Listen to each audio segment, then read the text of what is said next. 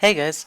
So yesterday I uploaded a video of a new cursor I made for OSU, and in the video I made it really big, like a resolution that's never going to be needed, but I just made it that way because I can. Anyway, I decided I would do a tutorial on how I made that cursor, and I bothered memorizing all of the sizes for the different pieces of that cursor so I can remake it almost exactly the way it was before. So let's make a new skin folder in OSU. New folder works. So there's our new skin. Now let's make a new image in GIMP. I'm using GIMP because I personally think it's the best openly free skin or image editor there is. It's got so many settings and things you can use. Anyway, I'm going to make it 128 by 128 just because it's a really nice size for cursors. And, oh, right. You want to make sure you go into advanced options and turn it to transparency so that your skin isn't a white square with a cursor in the middle. It's actually a cursor. So here's this. We're going to zoom in a bit. And yeah, so if we just started making the cursor now, it would be hard to just eyeball where the center of it is. So instead what we're going to do is go into image, guides, new guide by percent, and then one of the two, and then OK. And then Control Shift F to reopen the last menu previously opened, and then just select the other one, and there we go. Now if I go near the center, it'll place whatever exactly in the center. Okay. So first, let's I made this part 75 pixels big, so there we go. That's the white border. Now I had a 65 pixel big black inlay, and then I had a 64 pixel big magenta circle, so it was like magenta pinkish. It was like this. Most eye-bleeding color I could possibly imagine. Um, so there's that. Now, as you can see, the black border makes a really nice inlay looking thing. But when I made the super high definition one, if I used the same method, by the way, when I made that, I just took all these values I'm using now and just multiplied by 5.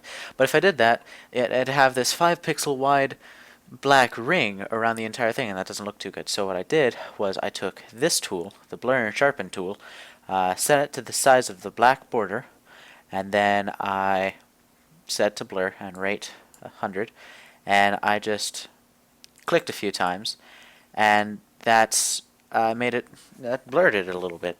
I'm not going to use that because this is just 1 pixel big, and yeah, whatever. So anyway, this is a really nice cursor in my opinion. It works really well, and it looks nice. And I would be very happy using this, but if you just look at the cursor and nothing else, it doesn't look too pretty. So to make it look prettier, I'm going to make it have a bit of a gradient, so I just make the magenta a bit lighter, nothing else. And I get the paintbrush again. I do this brush, and yeah, set it to the same size. And, oh no, actually I didn't set it to that size, I set it to 77 pixels. And there we go. And that just makes it very slightly less eye bleeding, but also makes it look a lot nicer in my opinion. So next is the reflection looking thing. So you go to white, and then you select airbrush, and you go back to this brush, and then you set your cursor size to something really big, like I used 200, or when I made it 5 times the size I used 1000, but we're just going to use 200, and there we go. Now that the airbrush just slowly applies things. So what I did there was I made it look like it had a reflection, but the problem is that it's appearing all over the place. So to prevent that, we go to circular select, and we select around the cursor. Now because we're drawing in white and the cursor is white, we just need to make it go around the white border. But if the cursor didn't have a white border, then we would want to be more picky about it. Like, say the white border wasn't there, we'd probably place this like here. But we don't need to be picky. So then you go back to the brush, or I'm sorry, airbrush, and yeah, apply the reflection, and it will only apply it in the selection. Oops, I let that go twice. There. So now we have a reflection looking thing, and it looks pretty nice. But there is one more thing that I like to do, which is to add a kind of glow effect around the cursor. So to add that, we go to New Layer. Adding the new layer just makes it easier. You could also do it in a separate image if you don't like working with layers. Drag this underneath the background image. Turn the background image off for a second. Deselect, which is with Control-Shift-A. And I'll just make an 80 pixel big circle. White solid circle. And now, for this step, you want to make sure that this is turned off, otherwise it'll blur it as well. And then you go to blur, or I'm sorry, filters, then blur, then Gaussian blur, and then you just set it to something kind of big, like 40. There we go. And now, when you turn the cursor back on, you can see it has this nice glow effect. And if you want to see how that looks with a black background, you can just add a new layer and drag it to the bottom and fill it in with black. There we go. And you can turn it on and off and see how it looks. Some people like it, some people don't. I'm one of the people who like it, so I'll use it. Now, this is actually 2 times the size I want it to appear in game. If you just go to 100%, this is the size it will appear in game. I should just turn off the black background. So this is what will show up in game, but this is kind of big in my opinion. So the reason why I made it 2 times the size I was going to actually make the cursor is so that well, I'll show you in a second. But for now, let's just save this. So Control-Shift-E. That will export it as an image. If you just save it like with Control-S, that'll save it as a GIMP file, which will save all the layers and stuff. Anyway, so you go to Local Disk C, Program Files 86, then OSU. This is just the default path that OSU is installed in. Then Skins, and this is the folder we made at the beginning. And we're just going to save it here. Now make sure you title this properly, so just cursor without a capital C or anything. Now, as I said, this is 2 times the size, so you want to do @2x. And yeah, then save it. Yep, and then you go into Image, Scale Image, and then you set it to half the size. Okay? There. Now, we do the same thing. Control-Shift-E. And then save it as cursor. And there we go.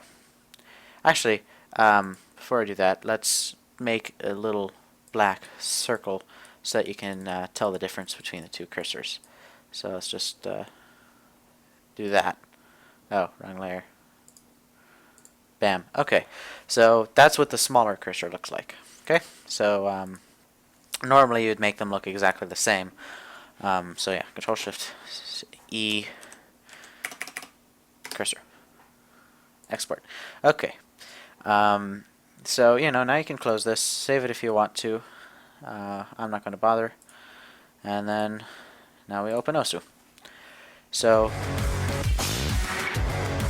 I already have the skin loaded up here, and yep, you can see my cursor is rotating. You can turn that off with the skin.ini, but you can see I don't see the black circle because I have the window size set to above default, 366 by 768 or 124 by 768 is default window size, and now the black circle is there.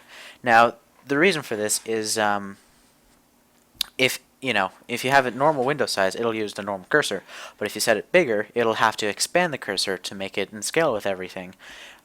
So that would sometimes make it look a bit pixely and just not as good. So the @2x will prevent the pixeliness if you set the window size to something really big. It's like this. But I don't do that.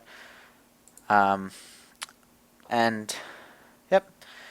Now the at 2x thing isn't just applied for just based off of window size. It's actually based off of just if it needs to render bigger or not. Like in my skin, when I didn't have the reverse arrow at 2x, the reverse arrow would sometimes.